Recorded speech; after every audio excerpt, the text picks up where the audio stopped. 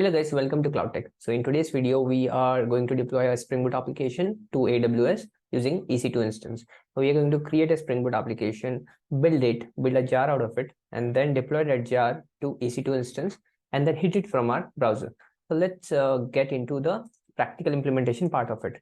So the first thing I'm going to do is create a Spring Boot project. For that, we are going to go to start.spring.io. So let's create a Maven project and select language as Java.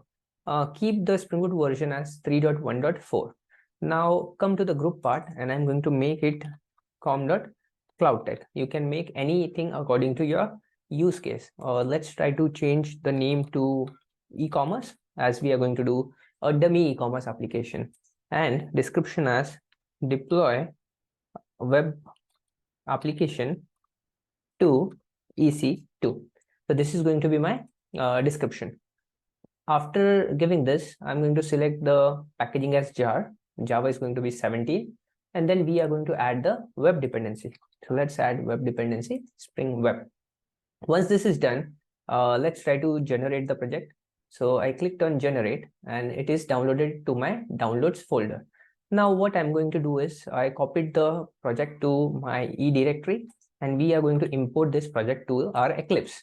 So let's try to import this to Eclipse, existing Maven project, and let's try to come out and pom.xml and then finish. So this will import the existing Spring Boot application to your Eclipse. Now let's see if it has imported correctly. So if I see e-commerce application, so this is the starting point of my Spring Boot application, and I'm going to make this class only as my controller. So let's add @REST controller to this class, a REST controller. Now I'm going to add a get mapping so that when we deploy our application to EC2, we are able to hit that endpoint and get the result. Let's do public string get name, and this is just going to return a string hello from CloudTech. So return a string hello from CloudTech. So this is my string which I want to return, and let's annotate this with get mapping. And when I hit the root URL, so this is my root URL, and let's save this application. Once I save this, I'm going to create a jar out of this application. So you can go to command prompt, or you can run Maven command from anywhere. So mvn clean install. So once I do this, what this will do, this will clean my application and install it and create a jar out of the application in my target folder. So until this is complete, let's do the next part, which is creating your EC2 instance. So I'll go to my instances. This is my AWS account, and we are going to launch the instance. So to launch the instance, click on launch instances. So when I click on launch instances, this gives me a window. So this window is where we can launch our EC2 instance. So let's give the name my Spring Boot server. You can give any name. Select Amazon Linux because we are going to deploy it on Linux. The instance type is going to be T2 micro. You can select any, but make sure charges are applicable when you select bigger instance, and also terminate the instance once your use case is complete. Then select a key value pair. I'm going to create a new key value pair, RSA, and select PPK. For putty, we have to select PPK. So this is our private key. So let's give the name Spring Boot private key. So I gave the name Spring Boot private key, and I'm going to create key pair. So this will download a key pair in my downloads folder. So let's go ahead in the downloads folder and see if it has downloaded Spring Boot private key.ppk. Whenever we want to connect to our EC2 instance, we need this PPK file. All right, we got the PPK file. Let's see what is the next step. The next step, keep security group as default, allow SSH traffic from anywhere, keep all this as default, and go ahead and launch the instance. So this will launch your instance. It will take a while, and it will then launch your instance. So we have successfully launched the instance. Now let's see, the instance state is pending. So it will transform from pending state to the running state once it is available. Meanwhile, what we can do, we can go ahead and see if our build is complete. So I'm going to my E drive, Cloud Tech, Spring Boot application, e-commerce. So if you see here, the target is there and my jar is also ready. Now the next step is to connect to your EC2 instance that we just created. So now you can see my instance is up and running, and let's see what are the details. So details, this is my public DNS. So whenever you want to connect to your EC2 instance, you want the public DNS. So let's copy this public DNS, and I'm going to paste this thing to my notepad. So this is the, you can think of this is the public address by using which I can connect to my EC2 instance. Let's open the putty, and in the host name, what you have to type is you have to take the username, which is EC2 user @ and then you have to type the public address which we just copied. So this will help us connect from the putty.